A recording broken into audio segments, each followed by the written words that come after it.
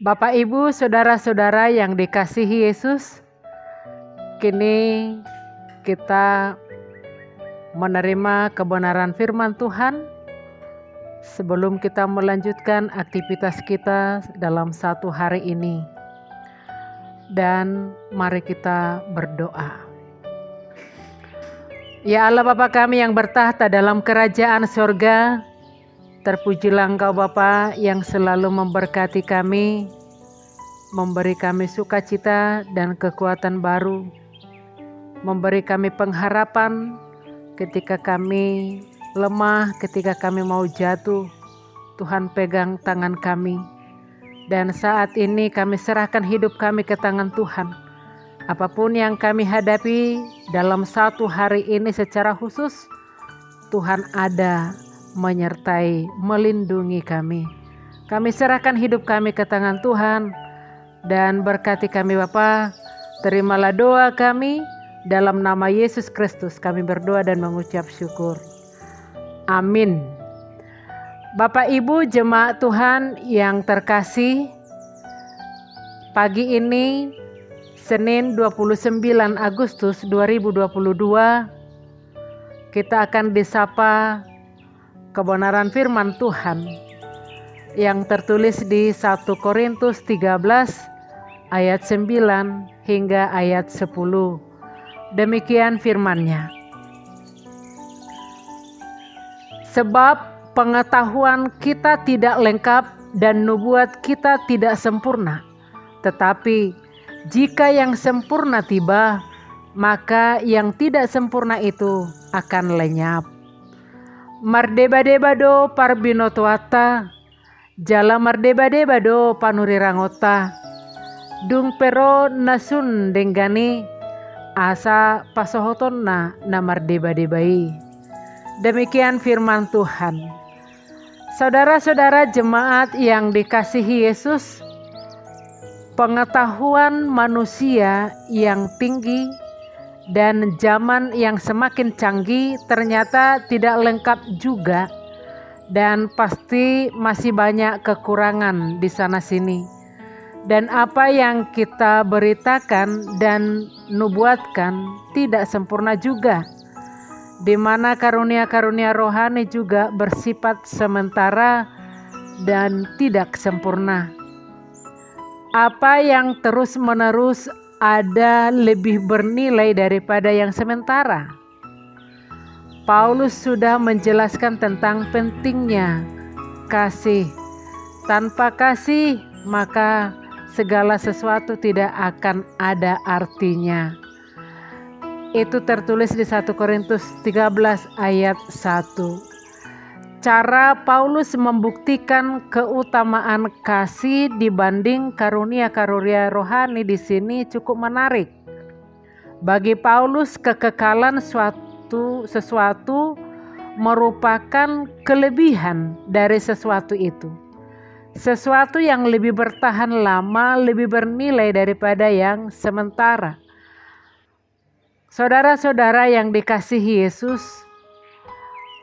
melihat sesuatu di masa sekarang, tetapi dari perspektif nanti. Dalam kalimat yang lain, kekinian dipandang dari sudut futuris, yaitu kesudahan bagi segala sesuatu, tatkala momen itu tiba dan segala sesuatu sudah berakhir.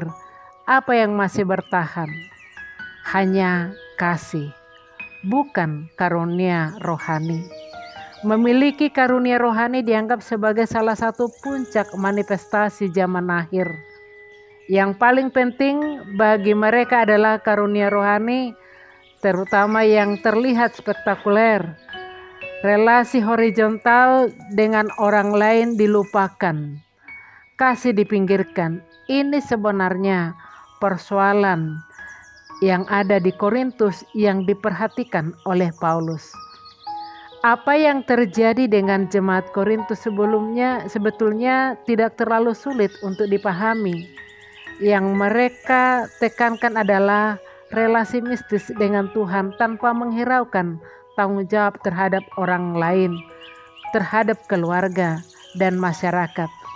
Beberapa kelompok yang lain terobsesi dengan berbagai kabar akhir zaman yang diperoleh melalui mimpi, melalui nubuat, dan penglihatan. Kita hidup dalam budaya yang terus berubah.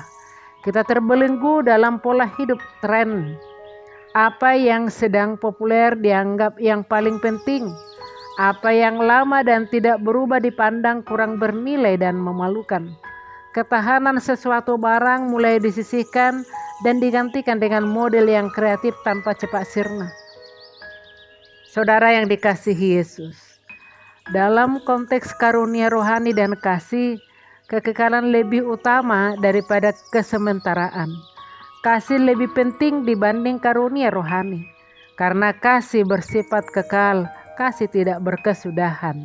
Itu yang ditekankan di ayat 8. Saudara-saudara yang dikasihi Yesus, jemaat di Korintus dapat diumpamakan seperti seorang turis yang menjadikan petunjuk jalan sebagai tujuan akhir.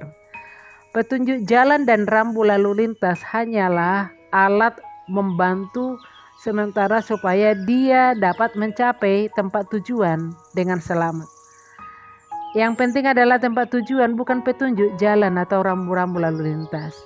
Tatkala kita sudah tiba di tempat tujuan, semua petunjuk itu tidak lagi berguna. Demikian halnya dengan karunia-karunia rohani. Semua bermanfaat pada masa kini untuk mengarahkan dan mempersiapkan kita memasuki apa yang kita harapkan dengan keselamatan yang Tuhan janjikan dalam hidup kita. Saudara-saudara yang dikasihi Yesus, kasih itu lebih mulia, lebih utama, lebih penting daripada karunia-karunia rohani lainnya. Berbicara mengenai kasih tentu tidak asing di telinga kita. Hanya saja kasih itu sulit untuk dilakukan. Dengan kata lain, jauh lebih mudah menulis dan membicarakan tentang kasih ketimbang melaksanakannya. Walaupun demikian, Paulus menantang kita untuk mengejar dan mendapatkan kasih. Kita belum memiliki dalam pengertian melaksanakannya, namun kita sangat mendambakannya. Saudara-saudara jemaat Tuhan, sebagai orang percaya yang telah menerima dan mengalami kasih Allah melalui karya keselamatan dalam Tuhan Yesus Kristus, tentu cara kita memahami kasih adalah sangat berbeda dengan cara dunia. Rasul Yohanes dalam suratnya di 1 Yohanes 4 ayat 7-12 menjelaskan tentang kasih sejati, kasih yang berasal dari Allah, di mana Allah adalah kasih itu sendiri. Kasih tidak berkesudahan, nubuat akan berakhir, bahasa roh akan berhenti, dan pengetahuan akan lenyap. Tanpa kasih sejati sebagai pondasi, kita tidak akan bisa menuruti segala perintah Tuhan.